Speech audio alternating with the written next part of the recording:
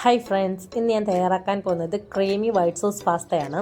ചില ദിവസങ്ങളിൽ നമുക്ക് പെട്ടെന്നൊരു വിശപ്പുണ്ടാകും, എന്തെങ്കിലും ഒന്ന് സ്പെഷ്യലായി കഴിക്കണം തോന്നും. ആ ടൈമിൽ ഉണ്ടാക്കാൻ പറ്റിയൊരു അടിപൊളി ഐറ്റം ആട്ടോ ഇത്. വെറും 20 മിനിറ്റ് മതി കേട്ടോ ഇത് തയ്യാറാക്കിയെടുക്കാൻ. അപ്പോൾ വീഡിയോ ഇഷ്ടപ്പെടുകയാണെങ്കിൽ തീർച്ചയായിട്ടും ഒന്ന് ലൈക്ക് ചെയ്ത് സപ്പോർട്ട് ചെയ്യണേ. അതുപോലെ ചാനൽ ഇതുവരെയും സബ്സ്ക്രൈബ് ചെയ്യാത്തവർ ആരെങ്കിലും ഉണ്ടെങ്കിൽ ഒന്ന് സബ്സ്ക്രൈബ് ചെയ്തേക്കണം. അപ്പോൾ റെസിപ്പിയിലേക്ക് പോവാം. Welcome back to my channel.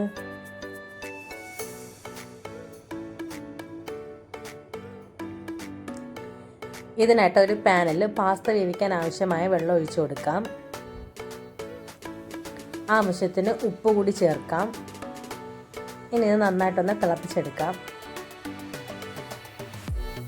വെള്ളം തിളച്ച് വരുമ്പോഴേക്കും ഇതിലേക്ക് പാസ്ത ഇട്ട് കൊടുക്കാം. ഞാൻ ഇവിടെ മാക്രോണിയാണ് എടുത്തേക്കുന്നത്. നിങ്ങൾക്ക് ഇഷ്ടമുള്ള ഏത് പാസ്ത വേണമെങ്കിലും ഇതിൽ യൂസ് ആക്കാം.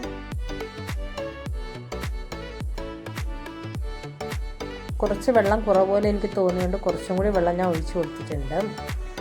ഇനി ഇതിലേക്ക് 2 ടീസ്പൂൺ ഓയിലും കൂടി ഒഴിച്ച് നന്നായിട്ടൊന്ന് മിക്സ് ചെയ്യാം. ഇനി ഇത് നന്നായിട്ടൊന്ന് വെന്ത് വരട്ടെ.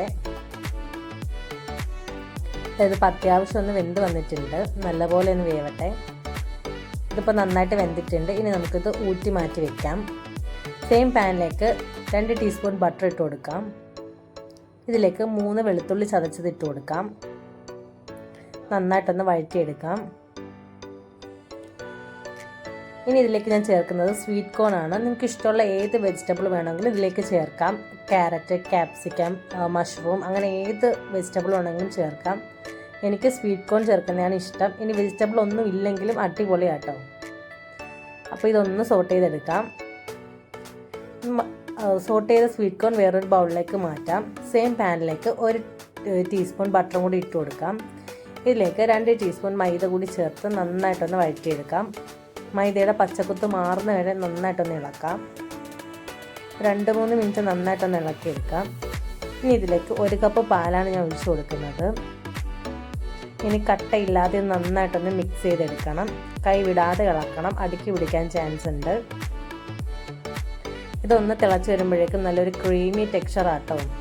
ഇനി ഇതിലേക്ക് 1/4 ടീസ്പൂൺ കുരുമുളക് പൊടി ഇട്ട് കൊടുക്കാം. ആവശ്യത്തിന് ഉപ്പ് ചേർക്കാം. 1/2 ടീസ്പൂൺ ചില്ലി ഫ്ലെക്സ് കൂടി ചേർക്കാം. കുട്ടികൾക്കൊക്കെ ഇതുണ്ടാക്കുന്നെങ്കിൽ ഈ ഒരു സ്റ്റെപ്പ് അവോയ്ഡ് ചെയ്യാം കേട്ടോ. ഇനി നന്നായിട്ടൊന്ന് മിക്സ് ചെയ്ത് കൊടുക്കാം. ഇനി ഇതിലേക്ക് വഴറ്റി വെച്ചേക്കുന്ന സ്വീറ്റ് കോണോട് ചേർത്ത് നന്നായിട്ടൊന്ന് മിക്സ് ആക്കാം.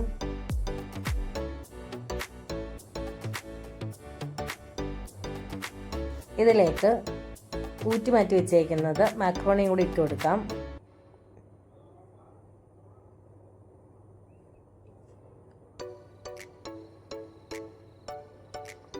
നന്നായിട്ടൊന്ന് മിക്സ് ചെയ്തെടുക്കാം. ഇപ്പം തന്നെ കാണുമ്പോൾ നല്ല കൊതി വരില്ലേ?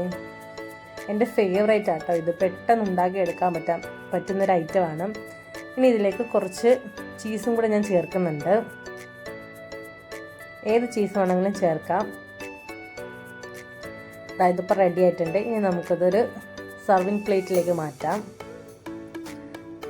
ഒരു സിനിമയൊക്കെ കണ്ടുകൊണ്ട് ഇത് കഴിക്കാൻ അടിപൊളിയാട്ടോ. സൂപ്പർ ടേസ്റ്റുമാണ്. എന്തായാലും എല്ലാവർക്കും ഇഷ്ടപ്പെടും. അപ്പോൾ തീർച്ചയായിട്ടും റെസിപ്പി ഇഷ്ടപ്പെട്ട എല്ലാവരും ഒന്ന് ട്രൈ ചെയ്ത് നോക്കണം.